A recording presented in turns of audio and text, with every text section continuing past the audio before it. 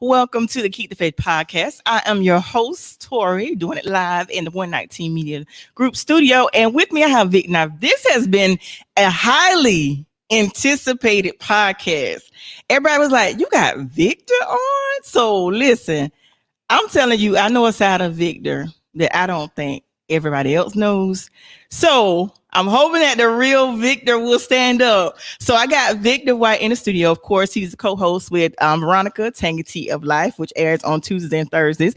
Victor, what is up? So you just gonna put me on the spot like that and all that. No, Tori, I appreciate. I need you to talk in the mic. I appreciate you having me here. You just gonna put me on the spot like that, right? Of course, that's what we do. We like this is how it works.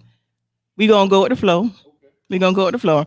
And see, last week, I don't know if you guys watched the podcast last week. Last week, my son was actually watching the podcast. And I revealed something about myself. People that know me know that particular part of my life.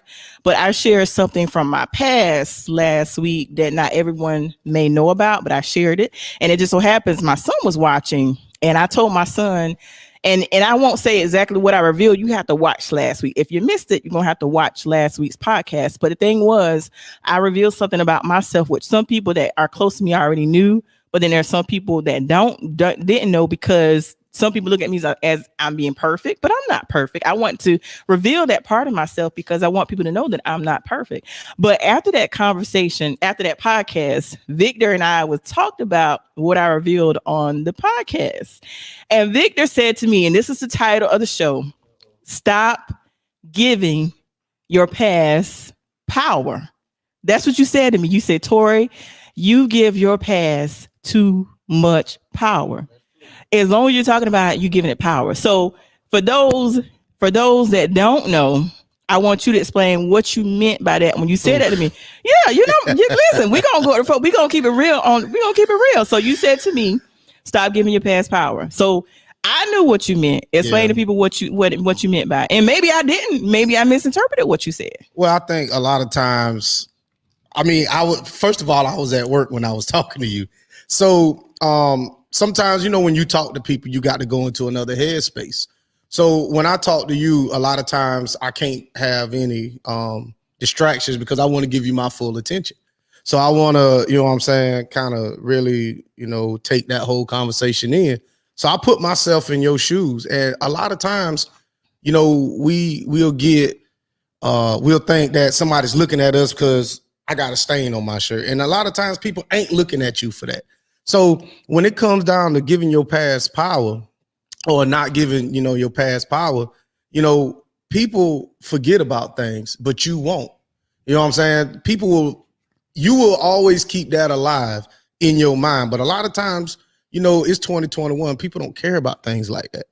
You know what I'm saying? And I know what you revealed, and it's up to you to, re-reveal it if you want to. But people, to me, your closest friends judge you harder than the outside world. So that's what I was kind of alluding to. You put me on the spot with that, but that's what I was talking about. So when you said that the people that are closest judge us more harshly, so why would you say that? Because people on the outside are going to say certain things too. Because here's the thing. This is the reason why, and I want to say this because my son was watching last week. I told my son, because I didn't go into greater detail, but I will say that my son is my greatest blessing. Yeah. And I love him so much. And I told him that. I said and that what made him smile, because I told my son, I said, you my greatest blessing. Yeah. And I said, I love you. And he just started smiling because he said, you were very transparent. I was not expecting that. I said, but we had already had that conversation. So you already knew. He said, yeah, but it was different seeing you on a platform, discuss it on a platform live that. Yeah. But I had to tell him, I was like, you are a blessing and I love you. You're everything to me. But the other thing you were saying, what I was just saying, that you said that you think our friends judge us harsher. And here's the thing. I have been delivered from people a long time ago. Yeah. But I just feel like some people look at me because I'm doing, and I'm not perfect. I say this all the time. I'm not perfect. And we know that. And there's some stuff, there's sometimes I still mess up. You know what I mean? Okay. But it's like, I put that out there because I actually had a conversation with someone earlier in the week and they were just beating themselves up. And I said, you know what? Sometimes we have to sacrifice ourselves and, you know, sometimes we have to tell our story. You're going to look at people, but you never know what they've been through. Yeah. Nobody knows all the nights I cried to get to where I am now. And like I said, I'm not where I want to be. And nobody knows the nights I still cry. Yeah. But when I get out there in public, I want to be an inspiration to people. That's why I tell people all the time, when I open the microphone, I want to speak with positivity and I want to have an impact. I don't want to just be talking just to be talking. Yeah. But I will say this and give you your flowers while you're here, that I appreciate you for being the friend that you are. Because we do talk about some real issues. We talk about some real stuff. Don't bring that up here, please. But listen, why do you think some people think that, well, you said that our friends are people that closer judge us harder. They do, because a lot of times they feel like they can say things that a stranger may not say because they don't know you. So one of my things that I've always done, and it may be a strike against me or not, but I never let nobody know exactly how I feel and where I stand at. You know, you might know a little piece about me and this person might know a little piece about me, but you know, no one maybe a couple of people know exactly who I am. So that way it kind of protects me from somebody bringing up something that I really don't want to deal with or want to talk about. So I think when our friends, if you're going through a hard time, no one really wants to hear, well, you know what, Tori, that's just like the last time. Or if you make a mistake or I make a mistake and somebody say, well, Vic, you know, you did this 2 years ago. You should. That's not why we here. We here to get me through this time now. So I think when somebody has the power of letting you down, that's when our feelings get involved, and it hurts more from somebody we love versus somebody we don't know. So that's just how I feel about that. Well, you know how I am about that. I am very bad about shutting people off. And it's like the thing about it is I'm bad about not shutting people off, not only people that hurt me, but I shut off everybody. Yeah. That people that really genuinely care. Because I'll ignore a phone call, I ignore a text. Yeah, me and you got upset. I got upset with you really, really bad behind that. But okay. I let it go because I mean, you got to think about it. All right. So like I told you, my aunt died like that. My aunt had a massive heart attack in her front yard, and she had a massive heart attack in her front yard, and she laid there in that yard all night up until the morning, until somebody like rolled by, and her kids live like a street and a half over, and her mother lived, a street and a half over. But because nobody checked on my aunt, she laid there for who knows how long, and she died in her front yard. So ever since then, I tell my mama the same thing, because I get on my mama a lot, because my mama old, and she one of these people that don't like to click over when, I call her. So it's been a few times that I'll run over there. I'm like, yo, what's up? And she was like, oh, I was on the phone. I'm like, you can't do that. Because when you got people in your life that genuinely care about you, just a simple, hey, I'm okay, is just enough for me to say, okay, you still got a pulse and you breathing. But when you shut down from the world, you're pretty much telling me that you don't care that I care about you. And to me, that sucks. But okay. Wow. Did you have to? Woo! Okay. That's the truth. We are not. You're not gonna do that to me, because you about made me cry. You about made me cry when you said that. But it's the truth. But see, with me, I'm a realist. I consider myself a realist. Even though no matter what words I use, you should always focus on the message. Because I like to let them colorful words fly, and I won't let them fly tonight. But I always tell people who I interact with, focus on the message, because sometimes I let my ignorance dictate my vocabulary, and if I'm not really controlling what I'm saying, then you let them words fly. But like I said, man, just focus on the message, Tori. Answer the phone, Tori. Answer the text message, Tori. And you know what? We just started talking because so many people was looking forward to seeing what you had to say. Normally at the beginning of the podcast, I always tell people to tell a little bit about. I totally missed that because I want to get into the topic. But before we get back into the topic, just tell everybody a little bit about yourself. Tell us a little bit about Vic, what you do or whatever. Because because I'm telling you, I got calls all day. Yeah. Text messages. You got Victor White Yeah. on the show? Was it some women? You know what? Yeah, we ain't doing that. I can't do that. But people were were looking forward to, but here's the thing. I think that a lot of times, like I said, I know a side of you that people don't see. Yeah. I get to see a side of you, and then you don't always show it because I feel like, just like I was saying before we went live, I feel like you just try to be all hard on face. That's just my opinion. But you got a beautiful heart, and I will say that you have a beautiful heart. Okay. So I'm 40. I'm a 40-year-old single. I'm a father of 3. I'm an electrician at the paper mill, and I'm one of these people that don't like my career, but I love my paycheck. So unfortunately I'm not doing what I love to do in life, but that's I'm well compensated for that. As far as I don't know what else you want me to say, but that's pretty much that's who I am.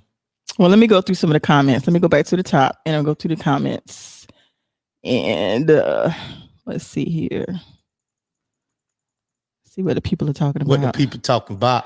Tanya says, "Woo, that's a word. Just jump right in. It's going down. What's up, Vic and Tor? What's up, Tanya? What's going on?" Brother Fatine says, "Correct. Learn from your past, but grow from your past to become a better person." Absolutely. And here's the thing. And Dwayne was saying that's right. And one more thing about me. I'm unvaccinated, so I love letting people know that. You know what?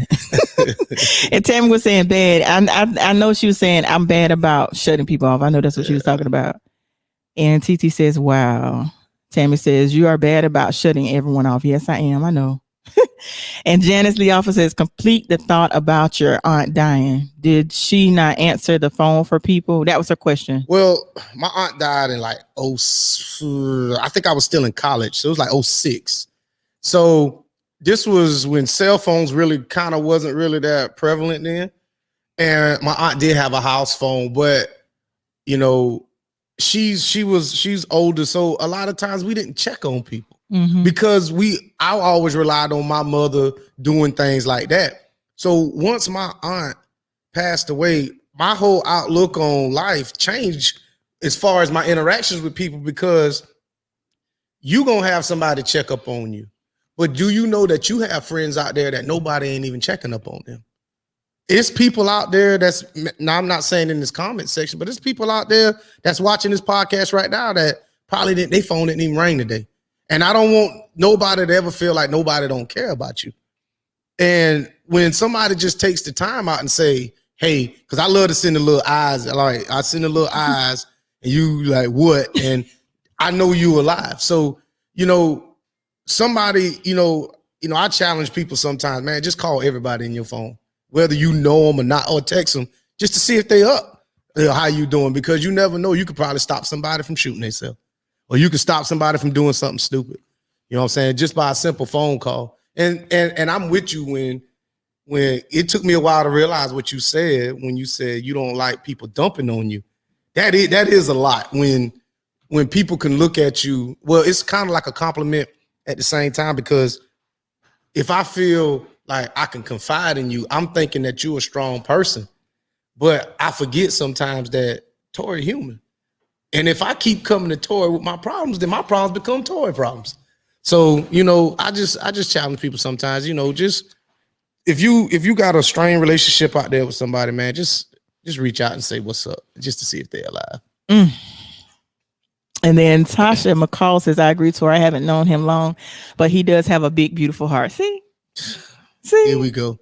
You do. You really do. No, we don't. You try to be all hard on social media, but you really do have a beautiful heart. And that's another thing. Social media is me behind a keyboard.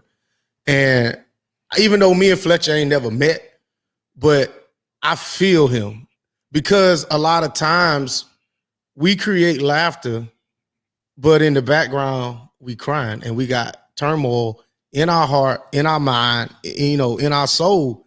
So sometimes I'll make you laugh, but inside I'm completely torn up.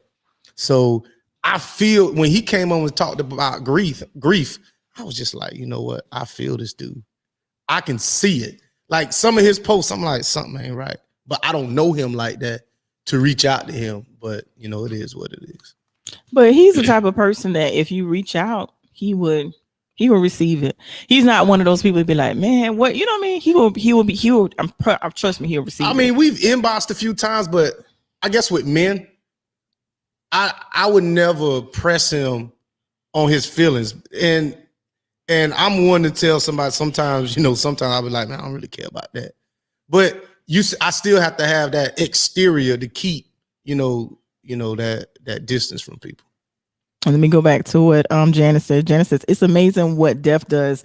It will change your entire perspective on life. Yeah. TT says, exactly. Because after my sister passed last year, I'm finding myself going back into this deep depression. TT, you can call me. Janice says, call grief. And Moses Dion said, this is good. It's reaching somebody. Thank you, Dion. But see, this is the thing about Victor. And then I have to apologize because Victor was really, when I was going through that little phase, I was not answering my phone. I was not answering the text message. I was not doing anything. And a friend of mine told me, he's like, listen, you need to not do that. Because Victor really, I mean, man, Victor. And then when Victor said, and then I remember reading one of the text messages where Victor's like, in that group text that we're in, another one of our homies, he's like, man, I'm just done with it. I'm just whatever. Hopefully she all right. Because you was mad, you was mad for real. I was really upset behind that. I really was. Because no one knew. It was uncertain. Nobody seen you. The few people that I knew you wasn't answering the phone for them. So it's like, well, damn, is she in a ditch? You know what I'm saying? But yeah, I do that. And sometimes I'm bad about isolation, and isolation a lot of times that's the devil's playground. Yeah. And another thing too, when I was talking about my past last week, that was one of the things when that made sense when you said to me, start giving it power because of my past, I was thinking to myself, because I did this, because I did that, I'm not good enough. I'm never going to be good enough. And just like I was telling Quita a couple of weeks ago, I was like, I tell other people that they're beautiful all the time. Mm-hmm. I call them queen. I call them king. But sometimes I don't feel like that myself. So how many people tell you that? It's funny how that worked, though. How many people tell you that, queen? But I mean, now that you say that, watch how many people that is watching this to start calling you that. But I want that unsolicited love. I want you to love me how I love you. So the thing about it is that you giving all these people these flowers, but in return, what they doing for you? That's how I judge friendship. That's why a lot of times you see me by myself. Because sometimes I'll think to myself, I'm like, I done did all this for this person. And I just needed you for 2 minutes and you couldn't give me that. And that's kind of selfish because at that time that I needed them, they may have something going on. But do they know that a lot of times when you call me, I'll stop what I'm doing to tend to you. And I realize I need to stop looking for, I learned that in couples therapy. I learned that when you give somebody something, you should not expect to receive that in return. And that was my biggest problem. I can love you unconditionally, but for me to expect that back, that's an unrealistic expectation. It really is. It is because we expect us from that person, like what you would do for somebody else, they may not do the same thing for you, and they can still love me the same way.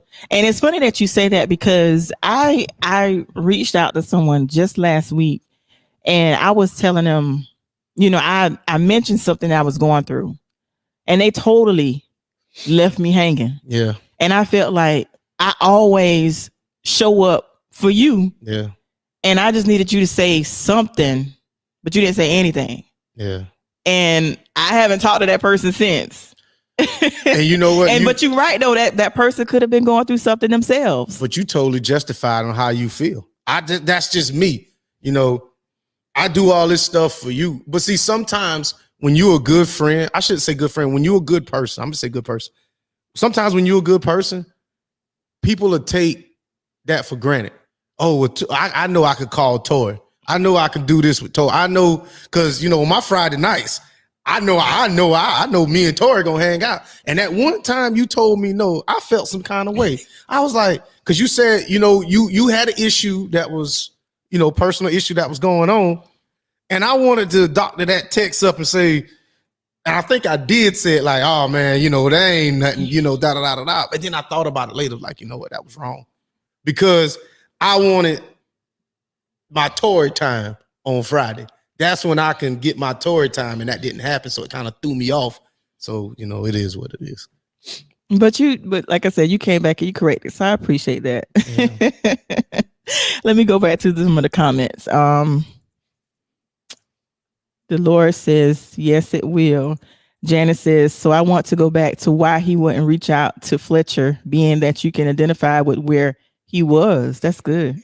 Well, the thing with me reaching out to him, all right, so I'm some people say I'm a sexist, but I don't think I am. So a lot of times you got to understand with men, it's not really accepted. Some men don't accept another man asking him about his feelings. Mm-hmm. So I don't know Fletcher. I only know Fletcher through, he was on your podcast. We kind of interacted in the comment section, and we barely or briefly talked through Messenger, and that's it. So I don't know him enough to even question this man about his grief. You know what I'm saying? So that's one thing about men. But see, sometimes I think with women, y'all are a little, it's more received if you ask me how I'm doing, or you kind of dig with me. I'm more receptive to give it to you versus another man. So that's why I never reached out to him like that. Okay. And Mike Jr. says, hello from Hawk. What's up, Hawk? And Dolores says, it's not good to isolate. It's not. I'm bad about it. I'm just pray for me, because I'm still working on that. And Tasha McCall says, Tori, I get your shut down, because when I get to that point, I shut completely down on everyone. And sometimes my shutdown lasts for months. No lie, I go into a hole, and it takes a lot to just get back to the surface. It does. And see, here's the thing. When I was in college, I literally, let me tell you what, I still shut down now. But the reason why I don't shut down like I used to is because I have a child. But when I was in college and it was just me, I would turn my phone off for 2 weeks. That's crazy. 2 to 3 weeks. Nobody knew. I mean, like, I wasn't going to class every day. Yeah. And I had, especially like my junior and senior year of college, I had a single room where it was just me. My roommates in the other room were literally banging on my door. I wouldn't answer the door. My phone was ringing. I would not answer the phone. I would not answer the room phone. I would not answer my cell phone. I turned my cell phone off till it was going directly to voicemail. What were you in there doing? Playing Scrabble? I just was in that mood where I didn't want to be bothered. And I did this for 2 weeks. And like that first week, I didn't even go to class. I just stayed in the room and I got up, took a bath, and got back in the bed. That's a sign of depression. I don't even know if I was eating. Was you depressed? I was very depressed. Okay. Very depressed. But I kept my phone off for 2 weeks straight. See, one thing with Tasha, I'll say this because I know her. She shouldn't do that because she works out of town and she goes to church out of town in 2 different directions. And that's another thing about women that y'all do. Y'all will put yourself in a situation that, you know, when somebody comes to save you, a lot of times I say save you or rescue you, I always, and I need to stop doing that. When somebody gets put in a situation, the first thing I'll say is, instead of, you know, I'll say, you ask you if you all right. But then I'm gonna talk trash. How you got in this situation to start with? How in the world did you let this happen and let it get this far? i.e., your tires, because y'all love not checking up on the maintenance on your vehicle. That is a biggest thing. And leaks. If you have a leak in your home, fix it, because it's going to get worse. That's one thing about it. But we ain't gonna get on that stuff. But y'all need to do better. And Tanya says it takes one to know one. And Tanya Vale says, look the eyes. Yes, please, Tori, answer that. I'm trying to think, what was I supposed to answer? You shutting down. Oh, I believe. And Moses Dion says, Tori, you have a beautiful spirit, and never forget that this podcast is opening doors for people and also yourself. Thank you, Moses. Thank you so much. And Vatine says, but when someone is suffering in silence or darkness, they can be in a space where they cannot receive anyone's love and concern. Now, I've been there. That is so true. Yeah. That's why some need professional assistance and realize that they need help, so they fall deeper into that bad state of depression. That is so true. And I'm an advocate of therapy. Therapy opens the door to a lot of things. And a lot of people don't want to go to therapy, but therapy is good. Therapy is good. Well, back up to his comment for a second. Yeah. So when he's saying that, in a space where they cannot receive anyone's love and concern, that's where you have to be sound-minded enough to know that you in that space. Because sometimes, like I was depressed, shortly after me and my children's mother broke up, and I didn't even know it. Somebody had to point that out to me, because my behavior changed. My whole, I was just reckless. And it took a woman to tell me. She was like, something ain't right. She was, and I had just kind of met her. She was like, you living a little too wild to be, doing that. And I had to take a look at myself. And I guess I never really, went to no grief counselor. Now, when I was in the military, we had to go to one when we came back from Afghanistan. But I started going through the little exercises that, our psychologists at the time had told us to, kind of do. So I think one time I was in depression, but it was for a long time. It was like over a year. I was wild, but I'm good now. I think I am. Are you good? I don't know. Sometimes I don't feel like I'm good. Well, that's an indication that answers your question. If you feel the need that you're not good, then you're not good sometimes. There you go. I would have done the same thing. That's what Natasha says. And Tanya says, sometimes we're looking for folks to be that good person for us. Exactly. But everyone not like us, and we just have to realize that. I had to realize that. I'm still realizing that, Tanya. But that sucks, though, is that if I choose you as my friend, and we have similar qualities, I'm going to need you to reciprocate my friendship back to me. So if I pick up on first ring, I'm gonna need for you to pick up on first ring. I don't care where you at.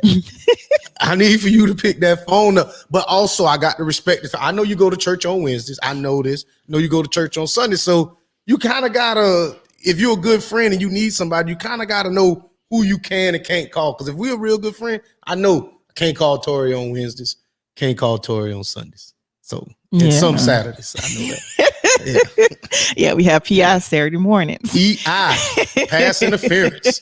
You know what? Prophetic impartation. Okay. Brother Fatine says, don't fall back.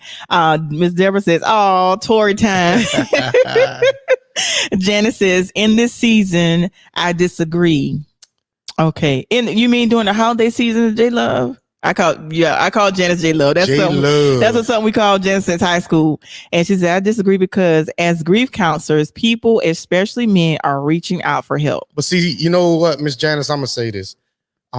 Sometimes we don't know. We'll reach out, but I'll say this, and I've told people this, I feel like I'm an insecure male. Now I'm secure with my sexuality and I'm secure with my masculinity.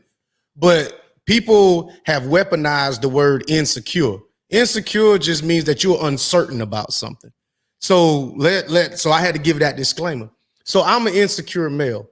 So a lot of times we will give somebody a piece of information about us, and it will, in return, they'll use it against us. So there was a lyric in this song that I like to listen to called Take Me to Church. It says, I'll give you my sins so you can sharpen your knife. You know what I'm saying? And sometimes as a man, we can't sit here and I can't sit here and tell you everything that's bothering me for you to throw it back up in my face later. Because if I'm sitting here telling you, well, Tori, I'm struggling with drug abuse, and then you see me go out here and cop a dime bag around the corner, I don't need for you to tell me, well, Vic, I thought you said you were struggling.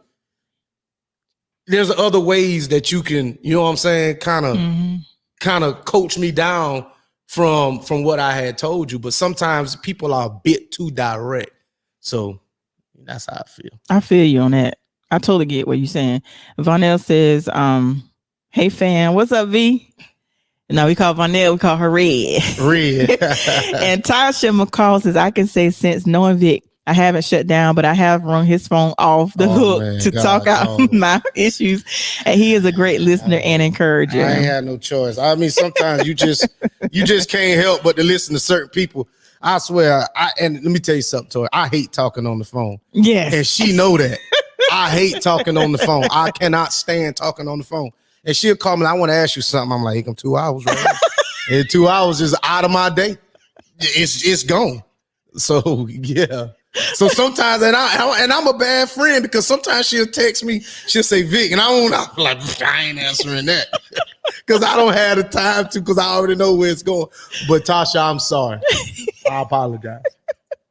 And Vonell says, you're not good, Vic. Janet says, but listen at what you're saying. Your behavior changed and someone else pointed it out to you. You were in a different headspace. People don't know. Yeah. This is true. Very true. And Janice is a grief counselor, and she's amazing. That side of her, I love that. I don't see how she do it. But you know, I dated a female one time, and she was a psychologist.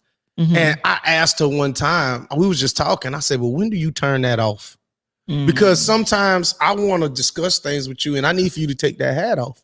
You know what I'm saying? So sometimes, and I think Miss Janice is I don't know her, but you know, her work is greatly appreciated because people need grief counselors. But sometimes, you know, being on the Tangy T and me talk and the stuff we talk about, I could be out and about and people will start asking me stuff. And I'm like, y'all realize that I'm an electrician. I'm not no relationship counselor or whatever it is. I'm the last person you need to be asking some doggone relationship advice about. I can give you my unadulterated opinion, but for you to sit here and I'm like, I don't want to talk about stuff like that all the time, but it is what it is. And Moses Dion says, depression is real. Even counselors need counseling. White is speaking in real talk. Yes, he is. Appreciate it, bro. And it's what Happy Born, mental pain is less dramatic than physical pain, but is more common and also more hard to bear. Who can relate? I definitely relate. Hold on, leave that up. They said mental pain is less dramatic than physical pain, but it's more common. I don't know, man. I really feel like you can hit me in my face and I can heal in a couple of days. You know what I'm saying? But if you hit me in my mind or you hit me in my heart, I'll never forgive you. I carry grief, not really grief, but I carry not really rage, but hatred in my heart for a few individuals on this earth that I can't seem to let go. And it's not even that serious. And I know it's not that serious, but it's just certain individuals that I'm not there yet to let some of this stuff go. So I feel like mental pain is a whole lot worse than physical, but that's just my opinion. But you do know you need to let it go though, right? I need to. You're right. You're 100% right, Tor, and I cannot disagree with you on that. Okay, and Tammy says, so when that friend doesn't respond the same and you value that friendship, it can send you into another place. That's true. Ooh, yes, sir. That is true. Yes, sir. She got a Wilson High School stuff on her picture. Don't do that. Michelle Scott says some people weaponize insecurity. That was really profound and accurate. Absolutely. It was. They do. And Tanya says, as a culture, we have shied away from therapy. And I love how we are breaking that cycle. People need to talk. Yes, we do. And Mr. Dolores, Tori, this is why I provide free services. Sometimes people can't afford mental health services. Yes, Mr. Dolores, so you do. Back up to the other comment. Which one? Tanya Uzan. So that's her name. More man. I have my glasses on. Said people need to talk, and she's saying that therapy. So I ain't gonna lie to you. When I was in my little state, I always used to say, and it was a joke, I used to have a liquor bottle, and I say the answer to all my problems at the bottom of this bottle. Right. I used to say stuff like that. And by the end of the night, you know what I'm saying? I forgot about my problems, but they were still there the next morning when my head hurt. But I ain't gonna lie to you, man. Sometimes, you know, we chemicalize ourselves to mask the pain, but that's all we're doing is masking. Mm-hmm. And you know, with a crack, if you got a crack in your wall, you put some masking tape on, that crack just gonna get bigger and bigger until you fix it. So sometimes we don't even know how to fix our problems. We don't. But we, like you said, we all have those coping mechanisms, because drinking is one. And like I always tell people, for me, well, when I was in college, drinking was my whole thing. Oh Lord, I will say this: I just drank real bad. I don't drink anymore now, but I just drank real bad. Like, it was so bad to the point the people at the ABC, like, what can we do for you today, Tori? It was bad. It was bad. I'm glad you let that go. But you know, one thing about alcohol that's crazy is that we use alcohol to celebrate, and we use alcohol, you know what I'm saying, to grieve. And we use alcohol for so many different things. And it's become a part of society now. And even though I still drink, but I realize now that if I'm going through something, I drink a little harder. And if I'm celebrating something, I'll drink a little harder. But it's, you know, just socially, I don't drink during the week a lot. Normally, if I got to work the next day, I don't. But I realized, you know, as we were sitting here talking, that, you know, alcohol is a coping mechanism. Like you said, it's a coping mechanism, and, you know, people will turn to that bottle, you know, for answers, and you're never going to get them down there. And Janice was answering what you said. She said, "You're right. I'm a grief counselor, and I have too." And Tasha McCall says, "Oh, I'm glad I know now. My response to your no response will be, answer me. I know you see it." That's why I don't cut receipts on. I know, right? Exactly. I don't cut them on. I don't even want you to know I saw it. Well, I apologize, Tasha. And most Dion says, "Janice the offer." I know that's right. And Janice says it's called self-care. Absolutely. Self-care. And Vonell says the same thing. Mental is worse. I believe that mental is worse as well, because I said this all the time. There have been things that was said to me as a child that I still remember like it was yesterday. And I'm 45 years old, and I still remember it like it was yesterday. So those are the people that I'm talking about who said something to me as a child that I just can't let go, because from where I come from, if anybody who knew my story from the time I was 8 until the time I was 18, I ain't even supposed to be here right now. You know what I'm saying? I ain't gonna say I had a rough upbringing, but I'm a product of a single parent household. My mother raised me, but my father was so strung out on drugs that I didn't even exist. You know what I'm saying? So a little bit about it, you know, and I shared this with a few people, so I share it with you. You know, my father, you know, when crack hit, you know, I was born in 81. So when crack hit, I guess down here, I really didn't know what was going on, but I noticed like our whole household kind of changed a little bit. So you remember your parents used to have to pay for lunch, right? So mom used to give me a check for $11. She'd give me cash for $11. Well, my pops used to go in my book bag and take my lunch money. You know what I'm saying? And then he used to say, you know what I'm saying, "You better not tell your mama." So now I got to go to school all day as a elementary school kid. I can't even tell my mama my daddy took my money. You know what I'm saying? All she know is I supposed to be eating. And I mean, that's just a part of me that I really ain't never shared with nobody, because I made it past that. But I found ways to adapt, you know what I'm saying? And I guess my teachers must have saw that something was going on. And finally, my mother and my father split. I think I was like in the 4th or the 5th grade. And my guidance counselor was like, "Who you want to talk to somebody?" I'm like, "Talking to you ain't going to fix nothing. Talking to you ain't going to bring my daddy back home. Talking to you ain't going to stop my mama from crying around there." You know what I'm saying? So that whole talking thing, to me, it didn't help. Because to me, as a 9, 10, 11-year-old kid, talking ain't never fixed nothing. So I just dealt with it. So my father came back into after I got in the military, he found God. He did. And he changed. And it took a while for me to accept him. But once I did, me and this dude, it wasn't until he passed away that I realized me and this dudes talk every day, all day, every day. And later on in life, I enjoyed my father for the last 14, 15 years of his life.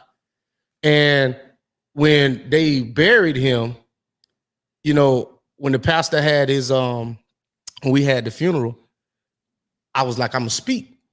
And the preacher was like, well, I don't think that's, you know, right or protocol. I don't care nothing about no protocol. This is my daddy. Who know him more than me? My grandma in the ground, so you can't say her. My mama ain't gonna get up here and speak. And I don't even know half of y'all that want to get up here and talk anyway, but you ain't gonna see and talk about my daddy. So I got up there, said my little piece, you know what I'm saying? Told him how I felt, you know, respectable, and you know, we went on. So that's another thing. Victor, that was deep. That was deep. I didn't mean to get that deep. That was good though. Somebody needed to hear that. Yeah. And Vonell said, I would say it depends on what's being said. If I take that hat off, sometimes it's hard not to say something. That's true. Yeah. And Vonell says, I'm dealing with some serious mental things as we speak. You know, we was talking one day, and I could tell the last time I saw her, but I didn't press. So, but like I said, I don't know her like that. But I you know what y'all call her Red? Yeah, Red. Red, talk to Tori, call Tori. Sometimes you just don't want to talk to anyone. For me, I feel like I'm pouring my burdens on others and it makes me feel worse. I just keep to myself. And that's one of the things that really upsets me about you, Red, is that when people want and the thing about the reason why I recognize it is because I do the same thing. Yeah. Sometimes you just don't want to talk and then you don't want to press, but sometimes you just need to talk. You know what kind of helped me I ain't gonna say sometimes, well, on one of the exercises, if you say it out loud what you're going through, sometimes it'll help you. Or if you just write it down and you read it. Just whatever you're going through, Red, you know, get in the room and just say it. Whatever you're going through. Or record yourself. Or write it down. What everything how you feel. And then tell me how you feel after you get it out. So, yeah.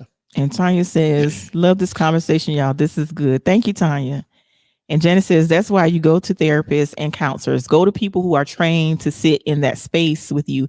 Everybody can't handle what you bring to them, and they are not obligated to do so. That's true. And Happy Born says, oftentimes when people don't understand depression, they become judgmental. It's deeper than that.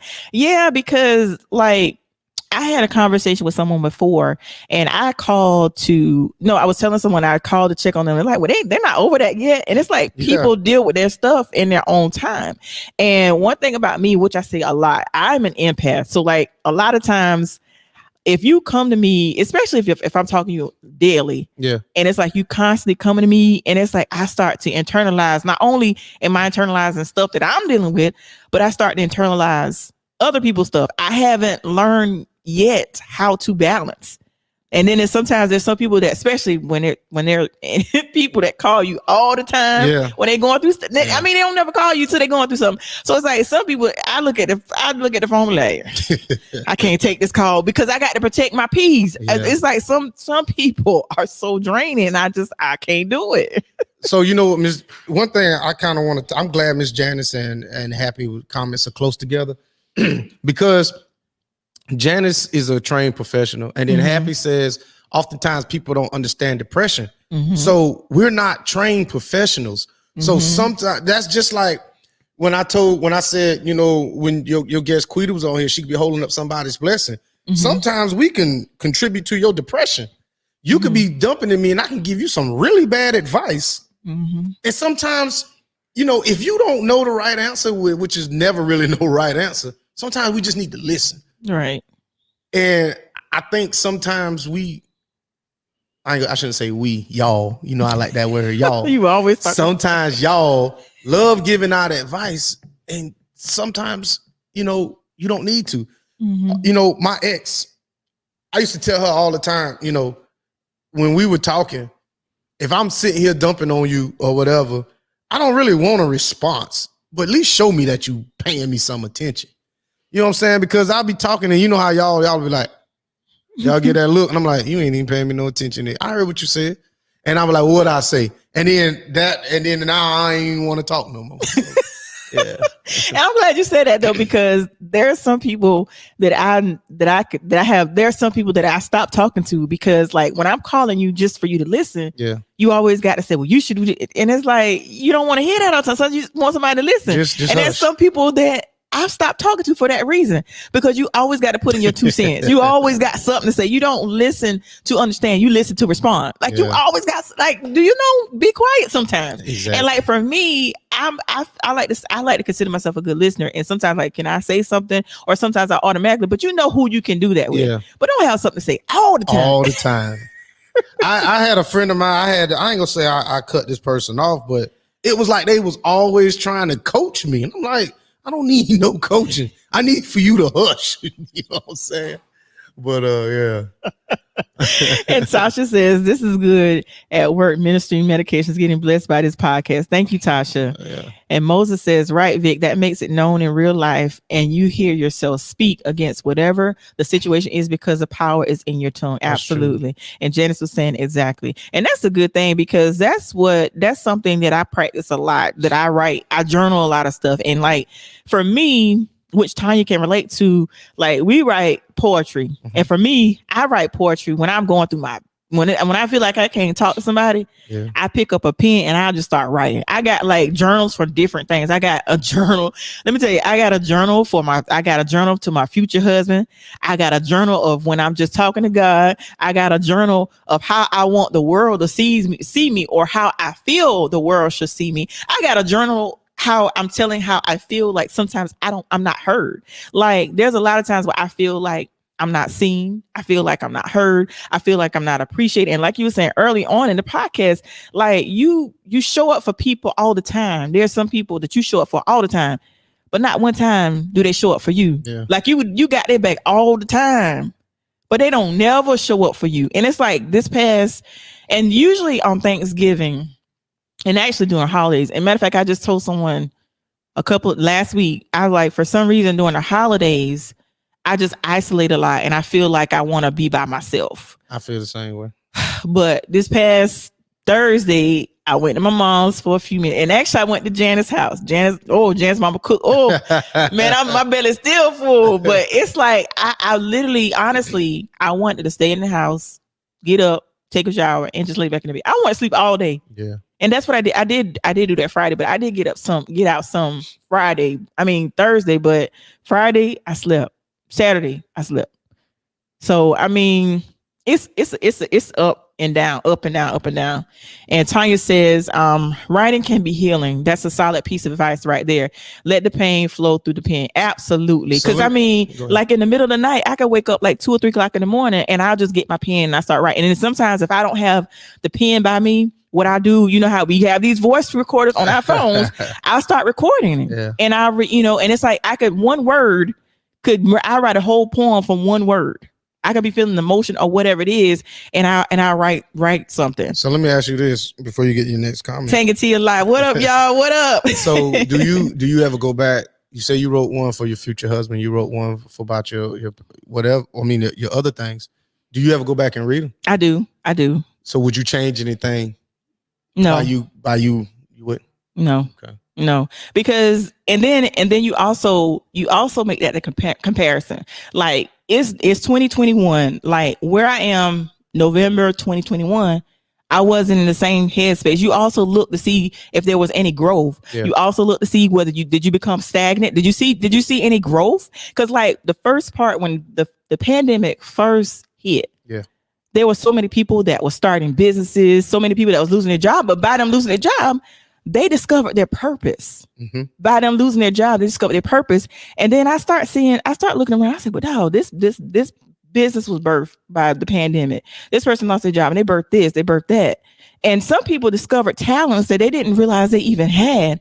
And then I know I would say the first 3 to 6 months of the pandemic, I'm like, well, Tori, what you doing? Yeah. What you doing? Exactly. Why you just sitting there? You wasn't the only one that was saying that. It was a bunch of people telling you that. Right.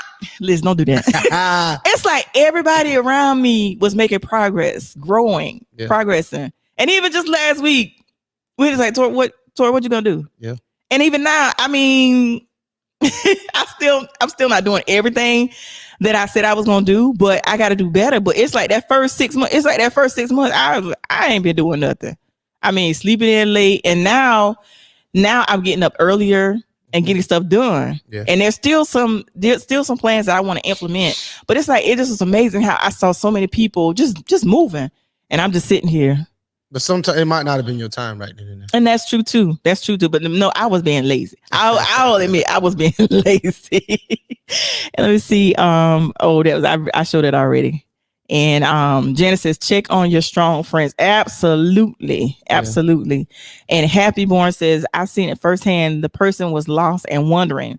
That person is me. So thank y'all for the podcast. It was a pleasure. I am a survivor. Absolutely. Keep on surviving. Keep on pushing. Keep on going.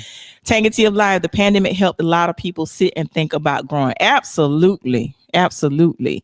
And Moses says, look at your neighbors and say it's birthing season. I'm joking, but serious at the same time. But you're right though, because there are so many people that they discovered talents that they didn't realize they had. Yeah. And that's the beauty of it. And there are some things that I'm doing because like I don't believe, like with social media, I don't post everything, but there's some things that I do. People call me, they recognize stuff that I do, talents that I have, and they be like, well, Tori, will you do this? And I'm like, okay. And I mean, it is so true how they say that your gift will make room for you. There are people that call me to ask me to do certain things, and I'm like, I don't want. They're like, well, Tori, you have a gift. Yeah, I'm gonna pay you for that. I'm like, no, I don't want you to pay, but. Like, what's your cash app? I ain't telling you, Tori, what's your cash app. I hate that. But I mean, I don't know. I like doing things from a pure place and from the heart. That's just me. So what Moses was talking about birth to see was a lot of babies being made, but I get what you was going at too. So this pandemic has put a strain on a lot of people's relationships as well. Mm-hmm. You know, I was engaged, and me and my fiance or ex or whatever, we split during this time. And it wasn't because of that. I guess it just wasn't meant to be. But I noticed a lot of friendships got tested because now I'm not seeing you every day. How willingly are you to keep our friendship? Because I'm only gonna call you but so much. So I see where a lot of people who were socially friends. So I have a lot of social friends that I'll be, you know, we may not talk on the phone or text. But if I go to this certain place, I see you, we link up. So a lot of people I notice that who I was socially cool with, you know what I'm saying? It's kind of awkward now when I see you because I don't go to those same places anymore because I built new relationships with people during the pandemic. So I think a pandemic friendship, to me, my pandemic friends are a lot closer to me than the friends I had before it. Because a lot of people just shut down. So, well, you know, I'm that friend. I like to push you. Yeah. Tanya says, folks needed to slow down enough to realize their gifts and needed the space to birth new ideas. Info. Absolutely. Tangatia Life. I don't think it was the pandemic per se. The day was coming. The pandemic just helped pushed it faster. That's true. And was that La Rock? That's Ledoux. That's my homeboy. Okay.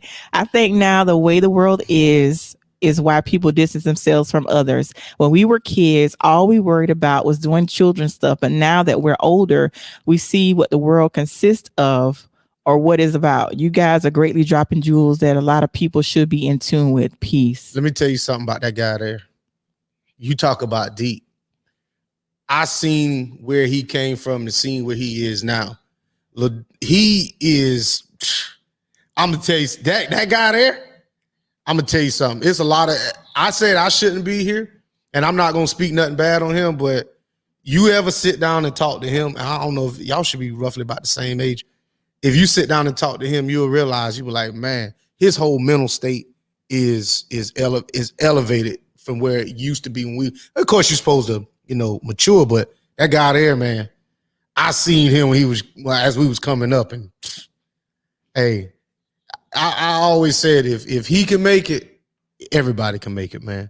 Because wow. he is a walking, you know, he's just a good dude now, man. He really is. That's good. That's good. Vic, you know how emotional I am. So I wrote down some stuff too. I told Vic I took some notes. There's some things I want to point out. Now, another thing that I said that we were going to do was talk about the fact that what we're going to leave in November. That was one of the things I want to touch base on as well. And I can't believe we already been talking for 55 minutes. Yeah. But some of the things that I wrote down was that last week during Thanksgiving, you know how we see this common poem about you waking up different. Mm-hmm. I woke up different last week and I started feeling different. I started walking different and I started moving different. And what I mean by that is like when you said early on, when I reached out to someone and they didn't respond, like certain things you say should trigger a response. Yeah, you're right. And I'm not gonna go into detail with what I said, but that should have triggered a response. And I got nothing. So when I woke up that next morning, I just started moving different. And I think that's one of the things too that put me into like that headspace of just isolating. I'm not gonna talk to anybody, but that's just one person. But it's like, you know how sometimes you can put certain people. We have to be careful with putting people so high, or we got to, we compartmentalize the wrong people. And sometimes you got to realize that some people are there for a reason, mm-hmm. and some people are there for a seasonal. And what I realized with me is that I was holding on to people that were there for a reason or there for a seasonal. We can't be continuing to hold on to seasonal people or people that was there for a reason. I mean, and it's like once their season is over, you got to let them go. And everybody can't go to you in the next chapter of your life. Eric Linton, what up? E says, my guy, Victor White. What's up, Eric? And Tammy says, you pray for increase and God has given you your gifts to increase your finances. Why would you decline and block your blessings? Okay, Tammy, we ain't gonna do that. We're going to talk about that later. But sometimes, goodbye. And sometimes I think, and like we talked about earlier, you can't, if I value our friendship and I know you, there's certain things that I should never talk to you about. Mm-hmm. And there's certain things I shouldn't even dump on you. And I think sometimes as us, when we be friends, we'll start dumping and dumping and dumping and dumping. And we realize like, oh, now there's just certain things I just can't handle. And me and my children's mother, we talk about our kids, but I got 2 girls. It's just certain things I just don't want to know. And she knows that about me. So, she kind of isolates me from that aspect, with my daughters. But I think as friends, you need to also realize when you're sharing information with someone, just make sure you're sharing it with the right person. You know what I'm saying? Somebody who is actually capable of giving you some soundly advice. And Tanga T says, and stop trying to get people to talk to you. If you tried and they still not trying, let it go. That friendship has ended. Well, I don't know about ended, but I'll just say it ain't the right time. Because like you said, somebody could be going through something. Mm-hmm. Or they might be, pulling a Tory move. They got to isolate. But there's nothing wrong with isolation as long as you do it in moderation, man. You know what I'm saying? Isolate yourself for a day or whatever, or just give some people, say, listen, I need to take a day for myself. You know what I'm saying? Or the auto response. You can do the auto response. Somebody texts your phone, the auto response, hey, I'm in isolation right now. I'll see y'all in 2 days. Yeah. Instead of just not saying anything. Yeah. Get an auto response. And here was something else that I noticed too, that sometimes having less, I noticed that when you have less, you do more with less than people. Okay, let me explain what I mean. Like some people that I'm friends with, I may not have the most money. Yeah. But I do way more with less when they, you know what I mean? I noticed that as well. And then I think I set myself up because I'm a giver by nature, and I go all out for people. And like I said, I have to keep reminding myself that people that I go out for, they're not going to do that for me. Yeah. Just like I was saying earlier, we show up for people and they're not showing up for you. And I ain't gonna lie, Thanksgiving, I got pissed off. I was upset. I was really upset because I was like, I show up all the time. Let it go, let God and keep the faith. Woo, say that again. But that's what you always say. You don't even realize, Tori, that used to be your sign out tag when you was doing it. You used to always say that, let go, let God and keep the faith. That's where I get it from. You used to always say that. Go back and look at your old podcast. Every time you ended, that's what you always said.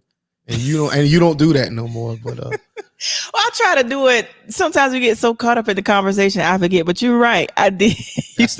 And when I said it one time up in the comment, you didn't catch it. I was like, well, maybe she ain't paying that much attention to it. You be saying so much stuff. And Sharon, let me see what Sharon says. Sharon says Tori was the queen of isolation. Oh God, listen. I'm still there. And you get it back because you give it out. Yes, absolutely. But I mean, and back to what we were saying. I told you, I don't know if you wrote down some things, but I told you, what are we leaving in November? Now keep in mind that the month of November starts with the word no. So I wrote down some things that people may be dealing with that I want you to leave in November. And there's no more. And I just randomly wrote down some things because I told Vic that this is part of what I told you to talk about. I don't know if you wrote some things down, but one of the things that I want people to start doing, because a lot of times, because people may be family or sometimes friends that you have history with, a lot of times we allow people to say certain things and allow them to treat us a certain way just because of who they are. But I don't care who people are. If they're taking away your peace, it's costing too much. So I don't want, and there's some situation when it comes to friendships, there's no more recovering and rekindling relationships that do not serve you. No more begging for people to see. Well, for me, I put no more begging for people to see me or appreciate me. Like if I see you, like I see Vic, like if I see you doing something and you going in the wrong direction, I'm like, hey, I'm gonna pull you to the side, Vic. Hey, don't go that way. You know what I mean? But no more of me begging for people to see my worth. No more for me begging for appreciation. No more chasing people. No more forcing relationships. Because there's some people, like I say all the time, there are some people that I consider or are friends to them, but they'll never be my friend. Mm-hmm. But there's no more of that. And basically, like I said, just we're going to go into December and end in the year 2021 on a positive note. And I said, no more straddling the fence. And what I mean by that, being, sometimes I have my days where I know I'm not okay. Yep. But I pretend like if people ask me, Tori, you okay? I said, yeah, I'm good when knowing I'm not. So no more straddling the fence. Like, it is what it is. I'm gonna tell you what it is and keep it pushing. And that was, I think, most of the stuff that I had. And I told you to write down some things. I don't know if you wrote down. And then also here was another one. No more wasting time and no more thinking, meaning that negative thinking. Because like I said, I'm always pouring into the people, but I'm beating myself up. Yeah. Like I beat myself up a lot more than people realize. And here come Marvin with the googly eyes. Then Marvin says, Tori, that's a dope head. Thank you, Marvin. My dog. And take it to your life. That's what I'm trying to say. Stop forcing a friendship. And Miss Tasha says, Tori, that's true. And we sometimes get stuck doing for those that won't do the same. It took a very bad situation I was put in to open up after 22 years of my adult life, but to get to the point to tell people no, it took a very bad hurt that I had to endure. And you know what? I'm glad you said it. That's one of the things I still deal with sometimes. I still sometimes have a hard time saying no.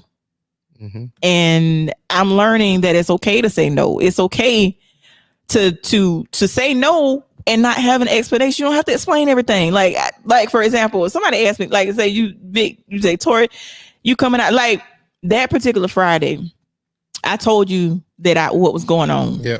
But I started like, Vic, I ain't coming, and leave it at that. But I said, no, I felt like in that situation, I felt like I owed you an explanation. But a lot of times when we're telling people no, or we can't meet or can't show up for you, it's okay to say no. And you don't necessarily have to say why. I ain't even just I ain't coming. That's it. You don't owe nobody nothing. Because listen, you tell me I ain't coming to her. Listen, you don't explain, I ain't coming. Tori, you coming? No, I ain't coming. And leave it at that. And I don't push. Yeah. And what was his last comment I missed? Said, Tori wins, let me borrow. Really, Marvin? Really, Marvin? I'm gonna send you my cash app. I'll see my cash app. You can get it. So when you sent me that thing, and I wanted to talk about something completely different, but y'all, let me tell you what Victor want to talk about. I said, Victor, we ain't talk about we're not finna talk about it for now. Victor want to talk about which is which I think was a great topic that I'll actually have you back on to talk about. But Yeah, I can't talk about it for no hour. But just tell I could. Yeah, you could. But tell everybody what you're really. What I said is I want to talk about trades, jobs. We got a lot of kids coming up into the workforce, and when I was in church, my church, I'm not saying it's predominant, but they're a little bougie in there. Let me just say that. They are. So there are a lot of people in professions there that they're kind of, whatever. So they used to always preach, college. But my thing was, and as I looked at it, like, why would I go to school and amass $100,000 worth of debt to get a $40,000 a year job? That makes no sense to me. Because, okay, even if I take 10% of my salary and put it towards, I'm just paying the interest off. And so if I'm 21, 22 years old with $100,000 worth of debt, realistically, I'm never going to pay that back. So I'm just a slave to the system. But that's what I want to talk about. I ain't gonna get into that. But what I did want to say is, so I didn't, the new trend now, understand the assignment. I didn't understand the assignment when you first gave it to me. So I was looking to really debate you the whole time we was up here about leaving things in November. But you was gonna debate me, really? I was. But I was going through the Bible, and I hate reading. I hate reading more than I hate talking on the phone. But I have a Bible verse come through my phone every day at 7:00 before I start my safety meeting. So, I would read the little verse. Sometimes I don't feel like reading it, but sometimes, I will. So I was going through the Bible, trying to find things about second chances, because that's what, kind of we talk about. And I ran across this verse in 1 Peter chapter 2. And one thing about me is people weaponize the Bible as well. So when somebody throw a verse at me, oh, well, because some people only remember maybe 4 or 5 verses. And I always tell them, well, give me the 2 before that and give me the 2 after that, because I don't want you to because that's a powerful book. I don't want you to take that out of context. So in 1 Peter chapter 2, I had found a verse in there. I'm like, oh man, this would be good. I said, but you know what? I can't do that. I can't do it like that. So let me back up. So when I read this verse just threw me all day. I couldn't work. I literally broke down this entire passage starting at chapter 2, 1 Peter chapter 2, verse 18. And I like the New King James Version because that's what I was brought up on. So I can understand a little better. And it's about being submissive, and it's about servants. So a lot of people who I was talking to about it, they didn't understand it because they was caught up on the words versus the message. So it says, servants being submissive to your masters with all fear, not only to the good and the gentle, but also to the harsh. So I was just like, I don't know about that. So then it says, for this is commendable, if because conscious towards God, one endures grief, suffering wrongfully. For what credit is it if when you're beaten for your faults and you take it patiently? But when you do good and suffer, if you take it patiently, this is commendable before God. And that threw me. So I was like, I'm gonna break it down for you. I said, so you mean to tell me you want me to take a beating, whether I did something or not, and be cool with it? And I'm telling you, and I'm just sitting here, I'm mad. And then something said, keep reading. So I kept reading, and it says, for this you were called because Christ also suffered for us. See, now it's starting to get deep. And it says for us, leaving us an example that you should follow in his steps, who committed no sin, nor was he deceit found in his mouth. Now, deceit, a lot of people, I didn't know what that meant.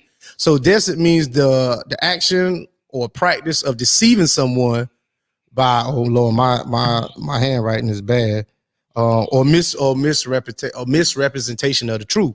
So Jesus never did that. He never spoke, wrong about anybody. So, and he had to suffer for us. He said, who, when he was reviled, and let me tell you what reviled means. Reviled means to criticize, in an abuse, or angrily insult someone. So he never insulted anybody. And in return, he suffered, and he did not threaten, but committed himself to him who judges righteously, who himself bore our sins in his own body on the tree, that we haven't died to sins. That's why I say this King James version is kind of messed up. Might live for righteousness, by whose stripes you were healed. For you were like sheep going astray, but now have returned to the shepherd and overseer your soul. So I'm sitting here in this verse, and I'm just in turmoil. And I'm like, you know what?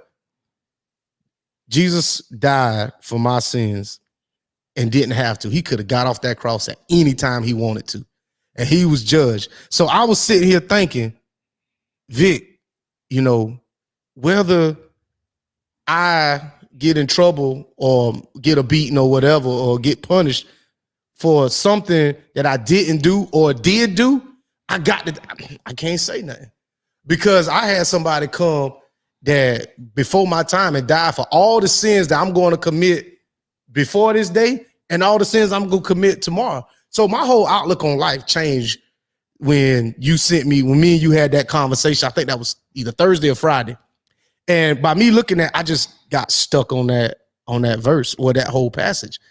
So now my whole outlook on life is just, for now, is really, really, really different, because there's no way that I can sit here and I'm still gonna hold this hatred towards three people. I'm trying, but it's just hard after reading that for me to be like, you know, I got to change. I got to. So anyway, that was good. But back to what you were saying when you say you're not gonna let it go. That you have to, just like God suffered for us. Yeah. You have to give people grace. Yeah. Now, I'm not saying be nobody fool. Yeah. But you still have to give people grace.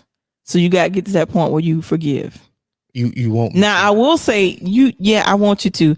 Now, I will say that and I'm not going to say that it's something that you have to do daily. And sometimes certain things that people done, you're going to have those triggers. Yeah. But that's something you have to go through daily. I'm learning. Yeah. I'm learning. And you know, the older I get, like I tell you, and I said in another podcast, God talked to me all the time. God came to me this morning at 6:20 and told me to straighten up. And he had my attention all day. And I won't even get into that. But God does speak to us a lot.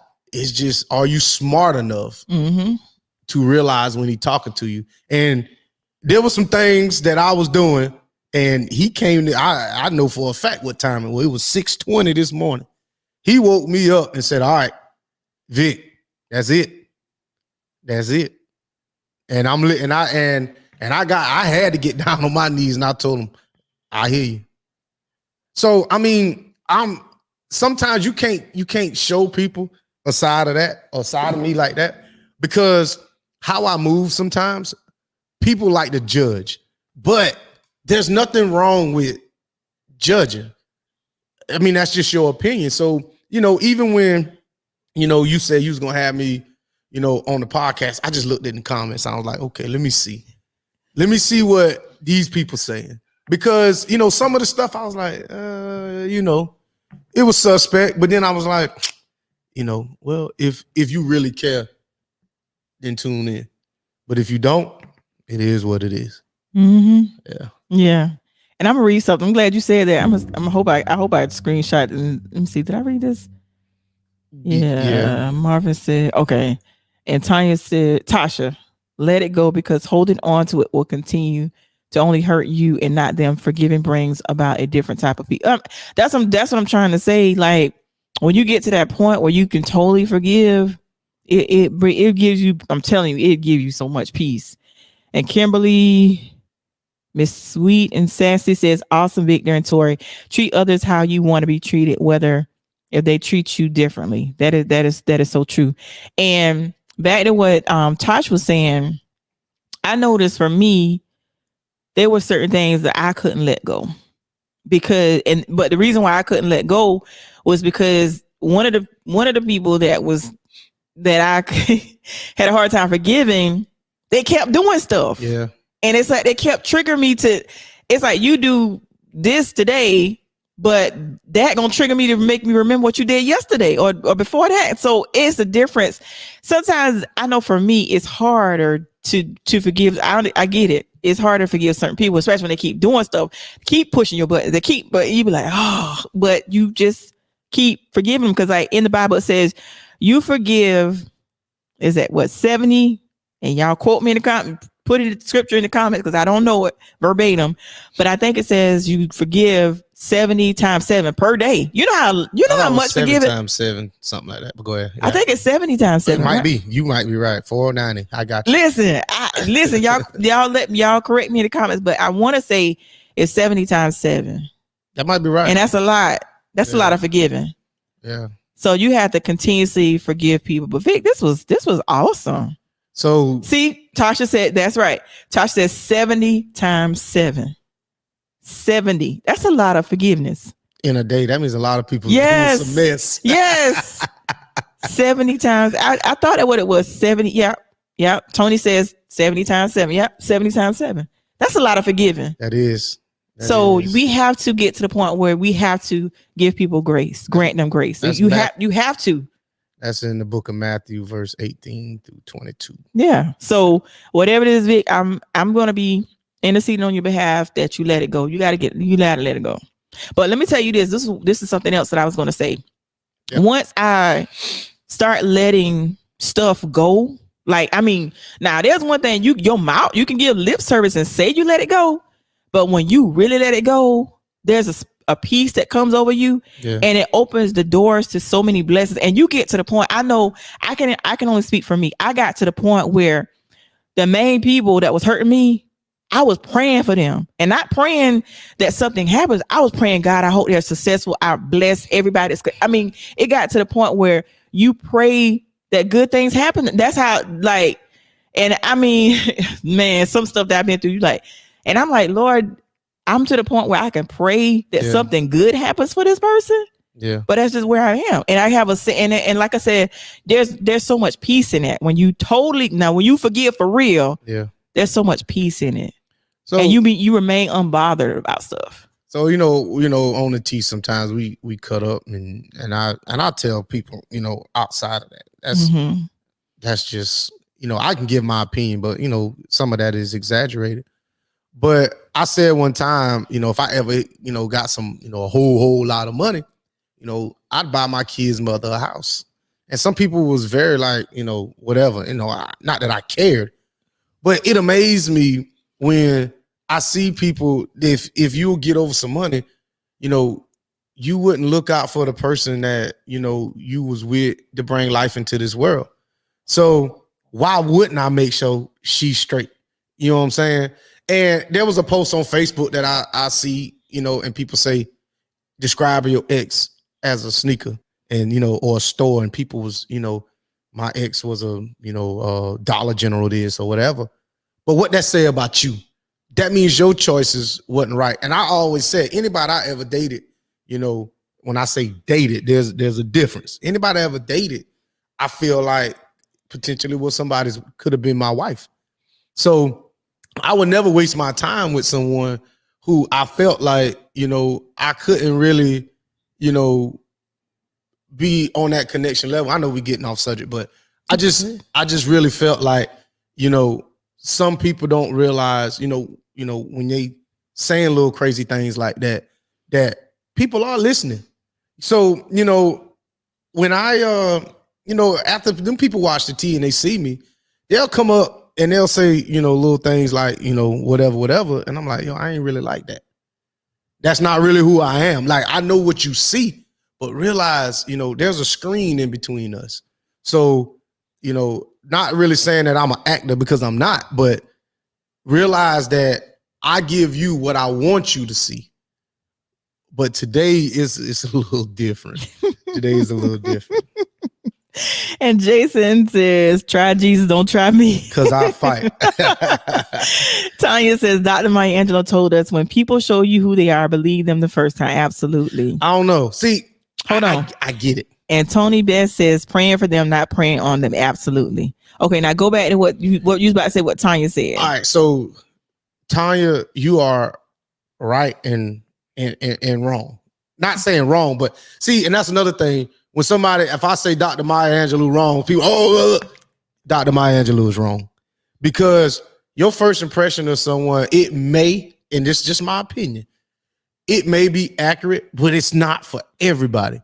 Because the first time, a lot of people seen, our 44th president, he was a coked out dude in college drinking all the time. He later married Michelle, cleaned up his life, and became the 44th president. But a lot of people didn't know at the time that Barack Obama really was going to be a successful person, because he even stated in his book, all he wanted to do was snort coke. You know what I'm saying? But I get what she's saying. And yes, in most of the instances you see, she is correct. But, just like life, everything is not going to be perfect. So, yeah, I get what she's saying. But I judge people based on consistency. So if I see you and, you got a drink in your hand, I'm not going to, automatically assume, you a drunk. It could be whatever. But if I see you, 15, 30 times and you still got a drink in your hand, I'm like, okay, either I'm in the wrong place seeing you, or this is who you really are. And if I'm in the place and I'm always seeing you with a drink, then I might need to reevaluate, where I'm at. So, this, I get what she's saying, but I just, Ooh. BB Rufus says facts. that was deep, Vic. So the real Victor showed up today. What? That's just a part. That's just a part. Woo! Yeah. I love this Victor. This is the Victor that I know. This is the Victor I know. Let me see what Tanya says. Tanya says people can grow, but believe who they are in terms of treatment to you, not their personal habits. You're right. That's true. You're right. That's You're true. Right, Tanya. Absolutely. Absolutely. I'm a debater, Tanya. So Tanya, listen, he's one of those ones that's gonna challenge you now. But she's right. Like I said, she's right, and I get what she's saying. Mm-hmm. People do the way people treat you. You're right. You're right. And pay attention. See, here's my thing, which has gotten me into trouble. When you don't pay attention, like I'm one of those people, you can do me dirty. Yeah. And I'm gonna forgive you over and over and over. But what happens with that is you Tori gonna allow me to come back. Yeah. So guess what? You're gonna keep doing me dirty. Yeah. So you have to get to I'm that one that's always gonna see the good in everybody. But for me, I always been the one to get hurt because I see the good in everybody. Everybody that you can't do that all the time. Well, who's wrong in that situation if you were to get mad? Because if you enable that behavior, mm-hmm. you're pretty much telling them it's okay for you to do this. So I had a conversation with an ex of mine, and she was like, she didn't like certain things that I was doing and certain things that I was saying. And I told her, why you ain't say nothing? Right. And she said, well, I figured you knew that. And I'm like, well, if I went down this road, mm-hmm. how am I supposed to know that I'm not supposed to go down this road if you don't say nothing? Right. So you're sitting here wanting me to change, but you're not telling me that a change needs to be made. So who's really at fault, me or you? But see, that's another thing that a lot of people don't like. When you come to me with a problem and I come to you with a solution and it end up that you're the problem, and all of a sudden everybody want to be offended. Because yes, you have a problem with me. Okay, so I'm asking you, well, why you didn't tell me, there was a problem. So now I threw it back on you. Okay, you need to be more assertive about, your feelings, and you wasn't. So now you mad. And now you want me to fix something that you let go on. Mm-hmm. So, I think when a lot of times, before we, want to start checking people, we need to make sure we look at the entire situation. Because on the T, we only get one side of the problem. So that's why, I kind of always take the approach of, okay, inject myself in that person's life and let me be the man or whatever, the other person in there, and let's debate on all the aspects of it, even though we only have one side. Absolutely. That's good, Vic. And Kevin says, grace them too much. That's what I do a lot. I'm bad about that. Tanya says the good you see is you, not them. But you know what? She right. You know what? And I know we getting long winded here, but a lot of times I dated someone and it didn't work. And I fell in love with that person based on the image that I created, and that's not who they was. And we will project our mental image of this person, and they can just be a bad person. But we will just, have this big illusion that this person is just the greatest thing on earth. And then everybody's like, why are you with this person? You know what I'm saying? Like, are you serious? Like, why are y'all together? And you're like, well, he a good man and he do this. And you thinking like, no, he's not. But it's because that woman or man, whoever has, they have this mental image and you're not going to break them. And as a good friend, you shouldn't even try. Say your piece and let it be done. That's good. It's a great conversation. And let me go back to what Sharon said. Sharon says, true, people do what you allow them to do to you, and you have to have a cutoff point. Absolutely. Kevin says, every human has a measure of grace. That's true. Connie says, sometimes the fix is to take the lesson into the next relationship. Absolutely. That's good. And Sharon says, at some point, people have to take accountability for their actions and how they treat others. That's my favorite word. That's my favorite word. Accountability. Yeah. And BB says, that is right. Look at both sides. Tanya says, yes. And Anthony says, understanding grace. Understanding is greater than grace. Oh, that's what. Listen, I don't have my glasses. Understanding is greater than grace. Okay. And Kevin says, realize you've given too much grace. Yeah, I had to realize that. But anyway, y'all, it's been an hour and a half. This is not the tea. We're not going to 2 hours. Nah. But this has been some good conversation, Vic. Vic, you know what? This has been really good. She tagging somebody. Okay. All right. But this is really good. This is really good. So when you coming back? I gotta work. But Tori, I feel like a weight was lifted off my shoulder sitting here talking to you. I can't dump all the time because you might have me up in here crying. But and it's okay sometimes. I feel like it's okay, and to every man out there, it's okay to cry, but it's like where you do it at. You know what I'm saying? I ain't gonna be in here snotting and all that other stuff, but sometimes you got to say it. You got to say what's on your mind. Whether when you throw that rock, whether you hit your target or not, but you lighten your load. And I feel like sitting here today, I lighten my load a little bit. You know what I'm saying? Good. But see, no one knows exactly what I needed to get off my chest, but just know I got it off my chest. Absolutely. That was good. And Tanya says, when it's good, it flows. That's right. Because time went by so fast, I didn't even realize it. Yeah. Miss Tina says, but that's how God treats us.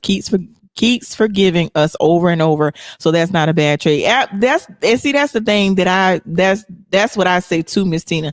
I was saying that I forgive because someone just told me this last week, like, Tori, you forgive too easily and you forgive too much.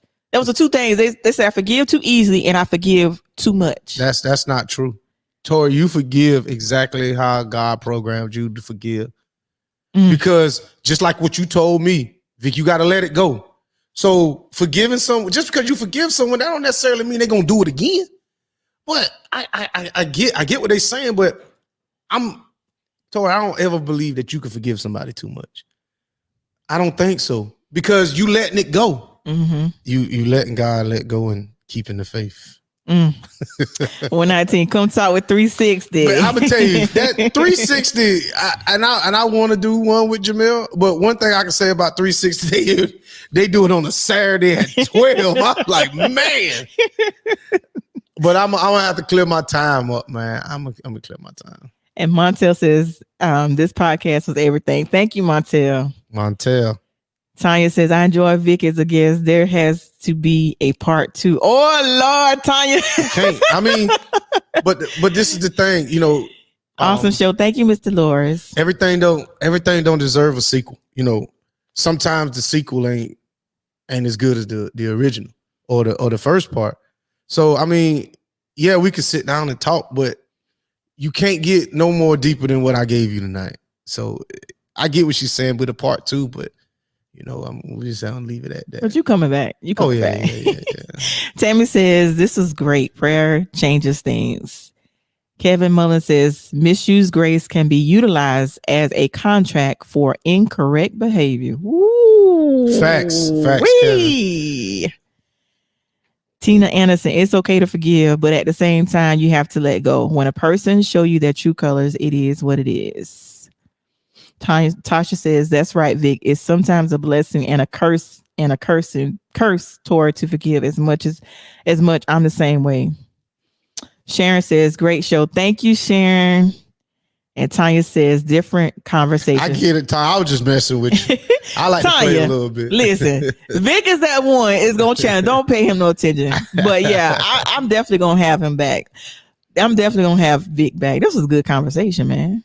And Tanya Vale says, there's no limit to forgiveness. There is none. I agree. None. And BB says, I forgive them, but I don't ever let them get that close to me ever again. I just keep it cordial. Hey and bye. And that's the thing. When a lot of times people think that because you forgive, you automatically allow that person back. No, that's not what I'm saying.